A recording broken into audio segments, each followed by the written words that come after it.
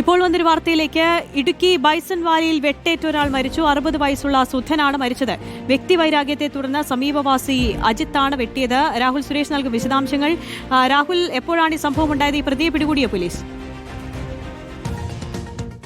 മണിയോടുകൂടിയാണ് ബൈസൺവാലി പാറക്കടവിന് സമീപം ഈ സംഭവം നടന്നിരിക്കുന്നത്. ബൈസൺവാലി സ്വദേശിയായിട്ടുള്ള 60 വയസ്സുള്ള സുധനാണ് കൊല്ലപ്പെട്ടിട്ടുള്ളത്. വ്യക്തിവൈരാഗ്യത്തെ തുടർന്ന് സമീപവാസിയാണ് ഇയാളെ കൊലപ്പെടുത്തിയതെന്നാണ് പോലീസ് പറയുന്നത്. ഈ സംഭവവുമായി ബന്ധപ്പെട്ട് കുളങ്ങരയിൽ അജിത്ത്, ഈ കേസിലെ പ്രതി അജിത്താണ്. ഇയാളെ പോലീസ് കസ്റ്റഡിയിൽ എടുക്കുകയും ചെയ്തിട്ടുണ്ട്. ഇപ്പോൾ ചോദ്യം ചെയ്തു വരിക കൂടിയാണ്. രാജാക്കാട് പോലീസാണ് സംഭവവുമായി ബന്ധപ്പെട്ട് അന്വേഷണം നടത്തി വരുന്നത്. കഴിഞ്ഞ ദിവസം ഈ അജിത്തുമായി ഈ കൊല്ലപ്പെട്ടയാൾ വാക്കുതർക്കത്തിൽ ഏർപ്പെട്ടിരുന്നു. ഇതിലുണ്ടായ പകയാണ് കൊലപാതകത്തിലേക്ക് എത്തിച്ചതെന്നാണ് പോലീസ് പറയുന്നത്. ഈ റോഡിലൂടെ നടന്നു പോവുകയായിരുന്ന നാട്ടുകാരാണ് പരിക്കേറ്റ നിലയിൽ ഈ സുധനെ കണ്ടെത്തുന്നത്. തുടർന്ന് പോലീസിൽ വിവരം അറിയിക്കുകയായിരുന്നു.